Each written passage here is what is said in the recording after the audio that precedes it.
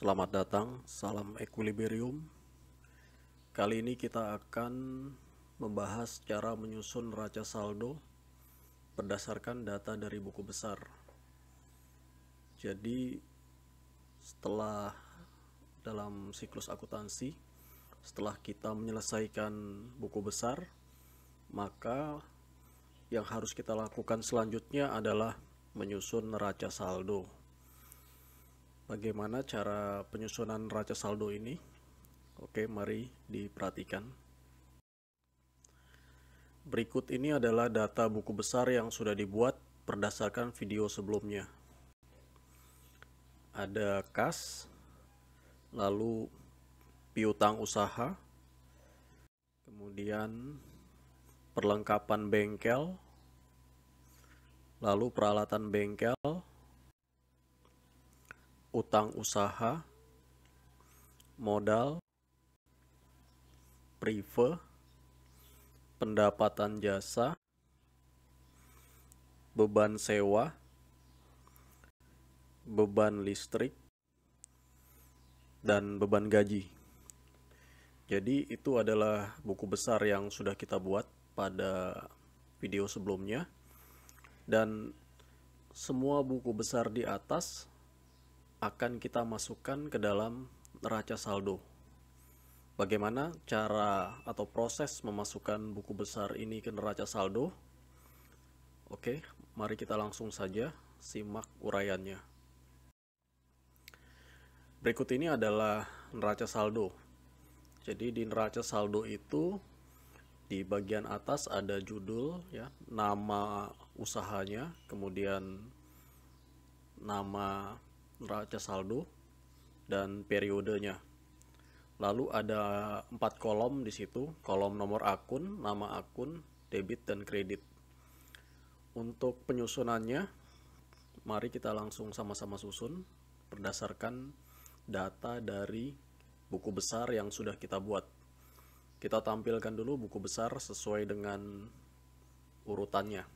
Yang pertama adalah buku besar kas. Di sampingnya sudah saya tampilkan buku besar kas. Yang harus kita masukkan adalah yang pertama, kita lihat 111. Ini adalah nomor akun. Jadi harus kita pindahkan ke neraca saldo di kolom nomor akun. Kita pindahkan 111 ini. Oke. Setelah itu, pada neraca saldo kolom nama akun kita isi dengan nama buku besar yang mau kita masukkan. Dalam hal ini adalah kas. Kita masukkan nama akunnya kas di neraca saldo. Lalu kolom debit dan kreditnya kita isi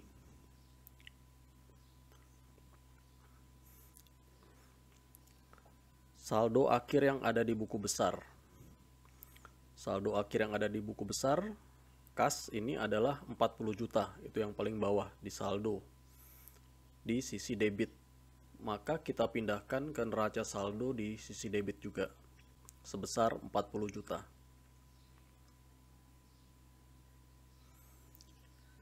Oke, setelah itu kita lanjut ke buku besar yang berikutnya. Berikutnya adalah piutang usaha, nomor akun 112.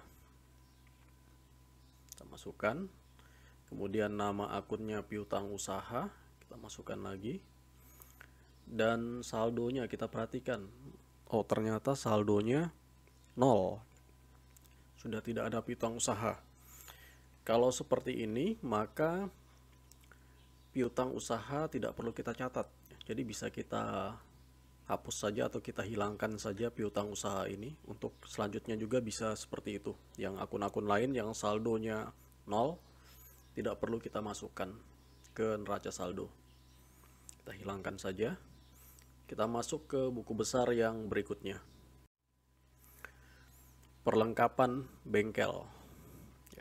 Nomor akun 113. Kita pindahkan, kemudian nama akunnya perlengkapan bengkel. Kemudian saldonya kita lihat yang paling bawah ya, 9 juta di sisi debit, kita masukkan 9 juta juga di sisi debit pada neraca saldo. Setelah itu kita masuk lagi ke buku besar yang selanjutnya, yaitu peralatan bengkel nomor akun 114. Kita pindahkan ke neraca saldo 114. Kemudian nama akunnya peralatan bengkel, kita pindahkan ke neraca saldo peralatan bengkel, dan saldonya karena cuma satu aja ya, itu saldonya berarti 40 juta di sisi debit. Kita pindahkan juga di sisi debit neraca saldo sebesar 40 juta.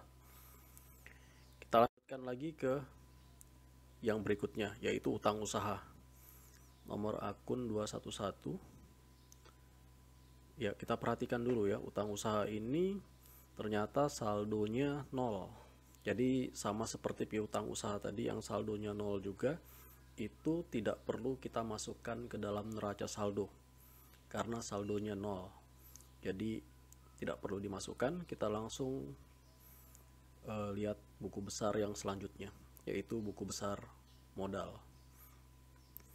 Untuk buku besar modal ini nomor akun 311 kita masukkan,